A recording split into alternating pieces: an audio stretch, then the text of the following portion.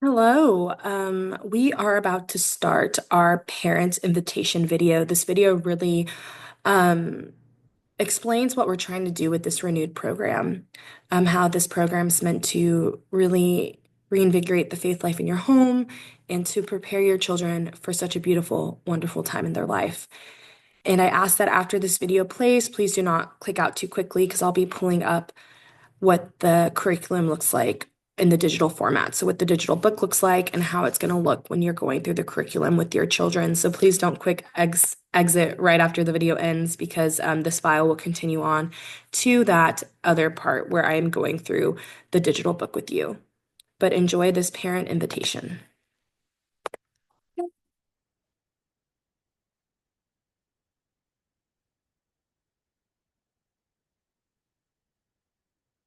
So I must have been in second or third grade, and my mom had taken me and my siblings all up to Jake's Price Fighting Foods to go grocery shopping. My mom was no nonsense when it came to grocery shopping.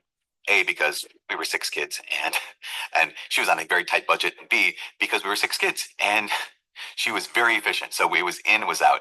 And we often didn't get a chance to kind of weigh in on what we wanted and what we didn't want.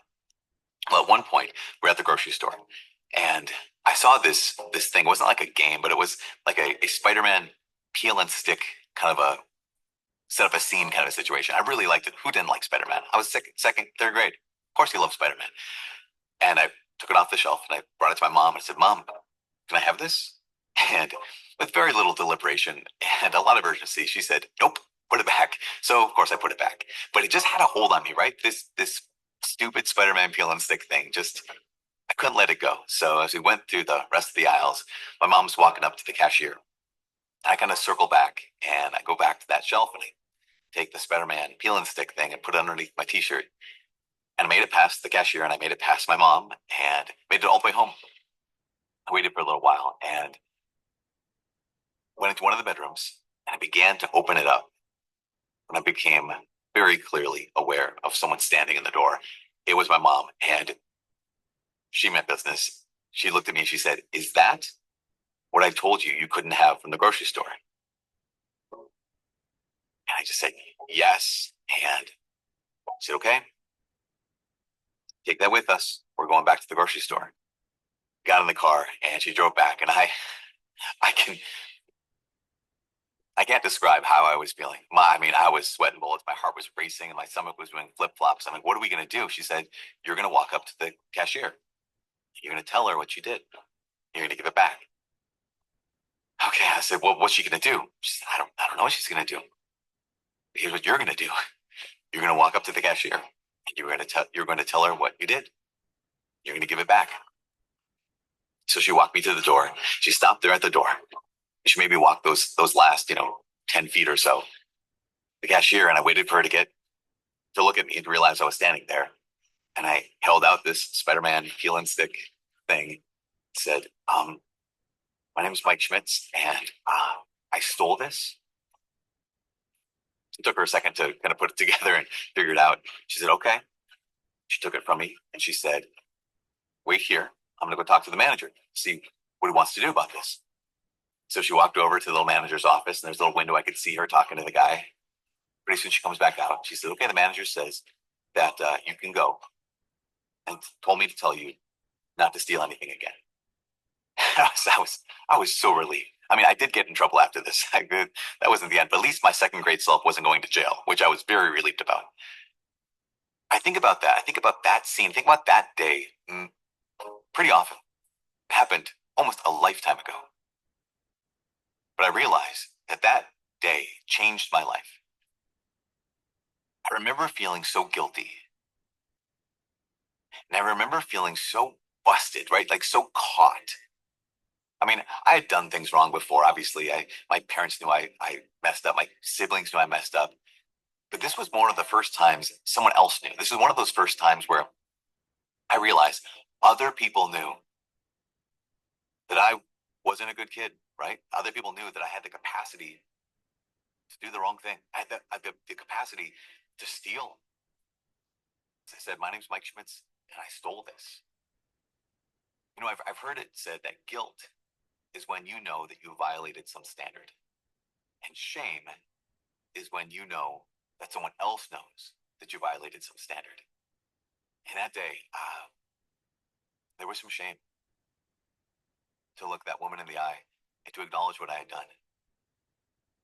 But there was something about that moment, something about that, my mom making me go back to the grocery store and say what I had done was so good for me. First, it sealed the reality that my decisions have consequences, that my decisions don't just end with me. It's not just because I want this, I can take it. But my decisions have consequences that affects other people. Secondly, it solidified the fact that I had to take responsibility for those actions. I had to take responsibility for the consequences of my decisions. That I couldn't just get away with it. I couldn't just ignore it. I couldn't just brush it off. I had to take responsibility. But the third thing was even more powerful, right? Yes, I violated this standard. Yes, my decisions have consequences. Yes, I have to take responsibility. But it was the fact that my mom walked into the store with me. She didn't walk me all the way up to the cashier, but she stood there. I was guilty. I was busted. There was no excuse for what I had done. But I wasn't abandoned. And that's stayed with me my entire life. When I've chosen the wrong thing, when I've done the wrong thing, when my decisions have consequences and I have to take responsibility for that, to also know that even in the midst of that, I was still loved. And here's the thing, here's the truth for you. Your decisions and my decisions, they have consequences. We have to take responsibility for those consequences. But above all, we're never abandoned in the midst of our brokenness. You know, I've come to be convinced that the more and more we take God seriously, the more we realize how seriously he takes us. The more I realize how seriously God takes our decisions, that he doesn't just kind of brush them off, that he doesn't just ignore them, he doesn't turn a blind eye to them, he doesn't dismiss them. But he acknowledges, since you matter, your decisions matter. We need to take responsibility for our decisions because they have consequences. But we are loved in the midst of those consequences. We're loved in the midst of those decisions. To know that we have a God who doesn't expect us to be perfect, but who, when we fail, when we've chosen not him, he simply asks us to approach him, to look him in the eye, to say what we've done, and to let ourselves be loved.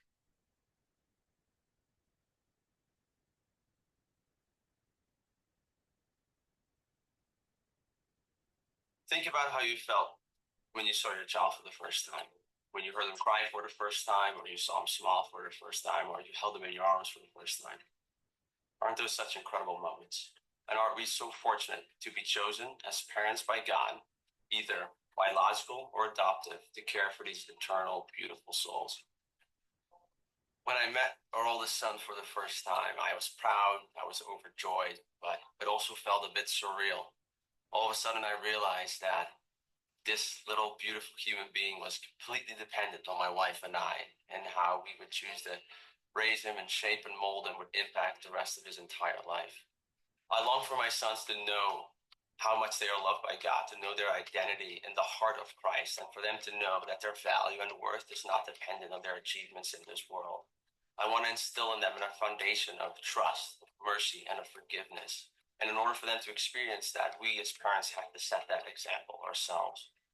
We live in a broken and ugly world, and one that we're all a part of. The reality is, for a lot of us, perhaps some of us in this room, real life is filled with anxiety, with sin, with shame, pressure. And as much as I want to hide a lot of the world around us to our sons, I realize it's not just my job as a dad to protect and to shelter them. It's also to teach and to equip them of how to deal with the sin and the shame and the suffering that they'll encounter in their own lives and in the lives of others. And for them to know that there's a place that they can bring that sin and that shame and that guilt, and that place is Christ. And to lead them to the sacrament of reconciliation time and time again.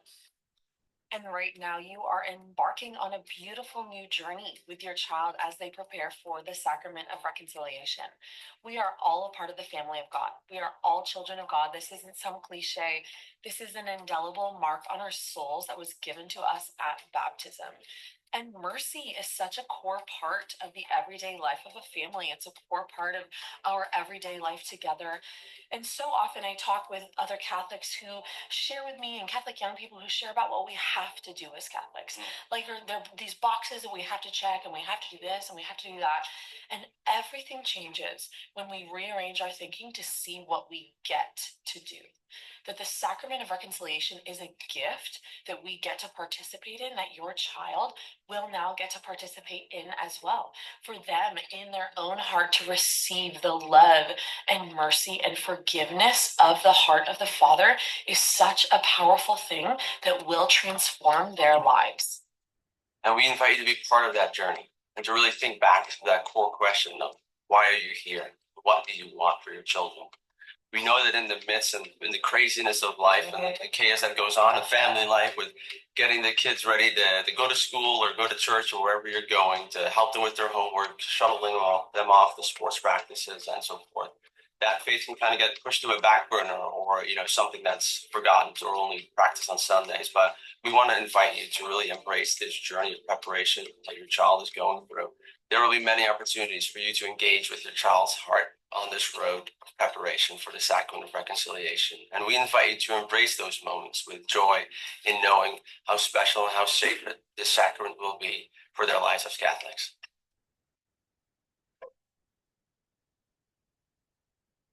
Hi, my name is Sister Josephine Garrett. I'm a sister of the Holy Family of Nazareth, and I am so excited to journey with you to the sacraments, to journey with your family as your child prepares to receive the sacrament of reconciliation. One of the ways that I minister in the church is as a counselor, and those gifts I'll be sharing as we walk together through these videos. I want to start with a story as we begin our journey together. I was once asked to go to a parish and give a talk for families whose children were preparing for the sacraments. And as I was driving there, I got a phone call from the director of religious education, and they wanted to give me a heads up that the parents might not be in the best mood.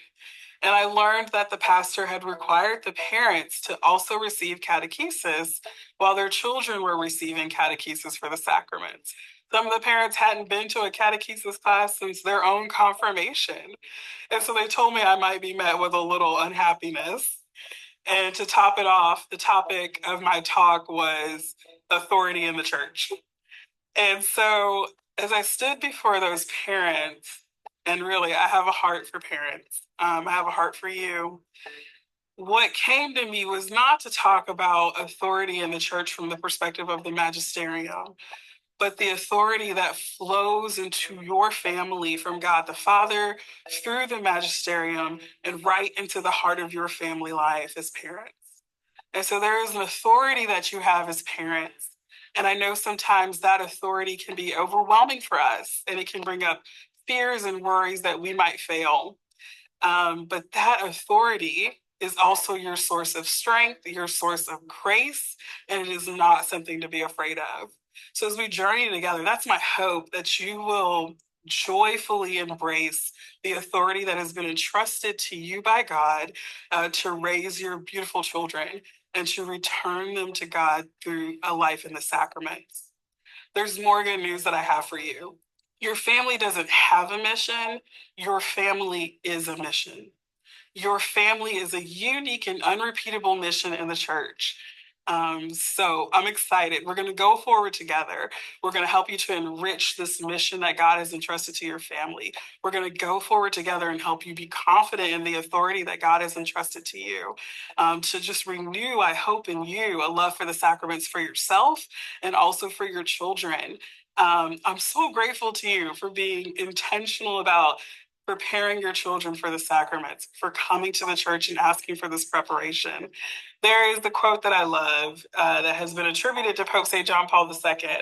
And it said that Pope St. John Paul II said, if we do not take our place in history, evil will take its place instead. And that is because we are unique and unrepeatable.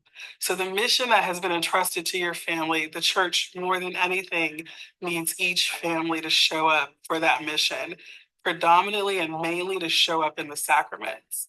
So, parents, I know it's really hard, but there is a throne of grace that you can confidently approach and you will receive help. God bless.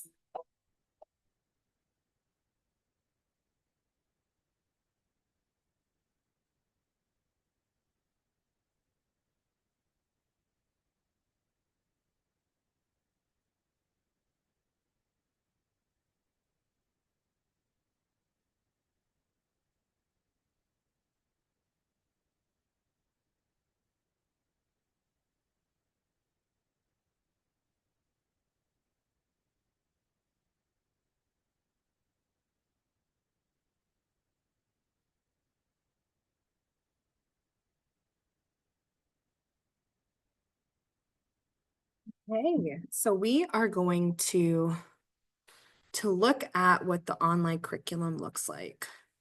Let me go here. So this is what the lesson book online looks like. So this is book renewed lesson 1. And so you'll see the digital book just has the pages like this. There are some places that you can write things out. You can print these pages out if you want, or you can just have your own computer sheet to write things out. So you'll do these activities with your children. So we see all of these workbook pages.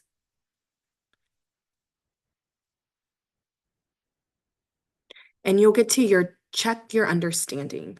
So check your understanding actually is how we are able to submit your work for each session. So you don't actually have to do it right here because you'll see when I push continue, it'll take you to check my understanding. And so this is already question 3 because I already did the first 3 questions, but this just shows that these are the questions you fill out and they're the exact same questions as the check your understanding portion.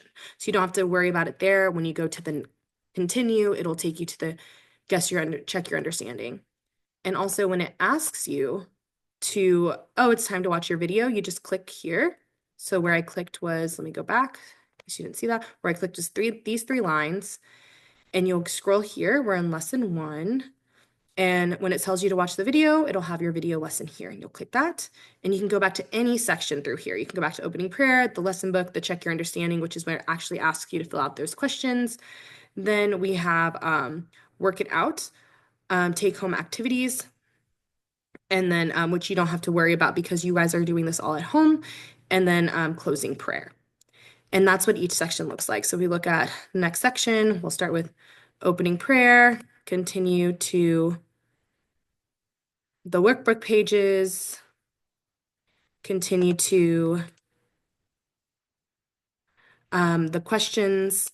And then after you fill out those questions, it'll let you continue to the video, or you can skip to the video because sometimes it tells you to watch the video at a specific time. Just click those and you can click the video right here. Thank you so much for watching all the videos in this orientation. Make sure to fill out your form at the end of this so we can confirm that you've completed the orientation and we can pass on the curriculum to you. I hope that you really enjoy this program. Once again, we really just want to affirm all the work that you're doing to help your children receive the sacraments, to pass on the faith to them. We know that this is a lot to ask, but this is such an important time. And everything we ask you is directive from our bishop and what we think will help your children really be able to understand the importance of what they're going through, the importance of the sacraments. We want to make sure that they are truly prepared to receive them. And we know you want that too. So it'll be a lot of work, but it will probably be the most worthwhile thing you do with your kids this year. And we're just so excited to accompany you in this time. Thank you.